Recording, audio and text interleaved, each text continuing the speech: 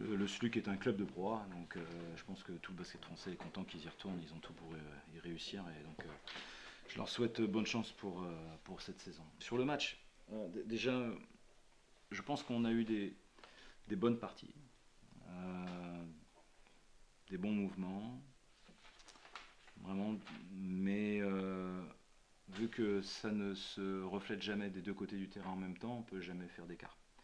Donc quand on a eu des bonnes parties offensives, vu qu'on n'a pas stoppé, ce qui est bon, une nouvelle fois une grande constante, hein,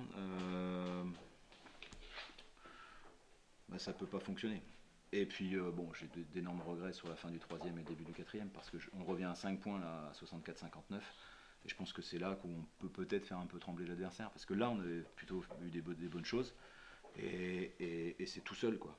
Notamment sur des pertes de balles successives de nos deux meneurs de jeu où on peut même pas mettre le jeu en place. Voilà.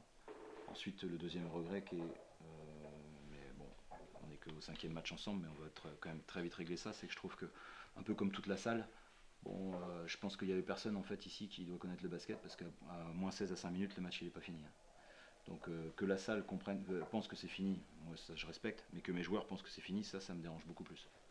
Et je trouve qu'on s'est quand même très vite, on a très vite abandonné, et ça va pas durer par contre.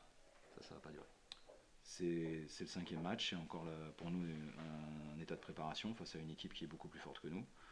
Et même quand on a, en plus, eux, ils ont rajouté des tirs de haut niveau au dernier quart-temps, hein, qu'ils n'avaient pas mis auparavant, mais ça fait partie, voilà, Galinat, il en fera toute la saison, des comme ça. Donc voilà, Walker à 3 points, peut-être pas, encore que l'année dernière c'était 38%. Donc voilà, à un moment donné, il y a aussi le talent individuel, mais nous, collectivement, c'était pas, on est encore vraiment en gros rodage.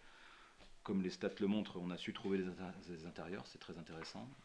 La relation Pfister-Dossouyevo a très bien fonctionné. C'est dû aussi à la défense de Nancy qui fait une réelle impasse sur le poste 4. Donc Will et Horvath ont eu beaucoup d'espace offensif notamment. Mais là, on a eu des bonnes phases, on a bien trouvé les intérieurs.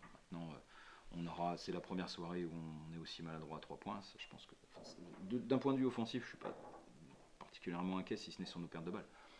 Mais bon, enfin 12 c'est tout à fait acceptable, hein, sauf que les 12 elles donnent 9 interceptions, quoi. Voilà. Et que Nancy ils en perdent 10 et nous ça donne que 3 interceptions, ça change tout, hein. Ça change tout, parce que ça donne du jeu rapide. Après un très bon début, le Nancy revient et passe devant que sur nos erreurs contre-attaque. Que ça, que ça, que ça, que ça. Parce que sur demi-terrain, il y avait quelques petites erreurs, mais c'était minime. Franchement, c'était minime. Donc voilà, après, on va revoir un peu sur l'état d'esprit, parce que bon, voilà, il y a 7 nouveaux, donc il faut que les 7 ils comprennent où ils sont, quoi. Et que bah voilà, il y a aucune raison d'abandonner un match. Mais vraiment aucune raison de laisser couler à la fin sous prétexte que quoi. C'est la coupe. Non. Parce que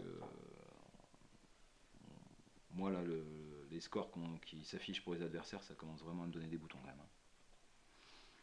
Donc parce que dans ce cas-là, il faut mettre les paniers. Et vu que bah, on fait 59% dans ses francs, on fait 44% dans le global, et on fait 26 à 3 points, bah, on n'est pas prêt à mettre 90 points, loin. Mais avec 74 points, on peut gagner des matchs. Mais pas en ne faisant pas de repli et en défendant aussi peu.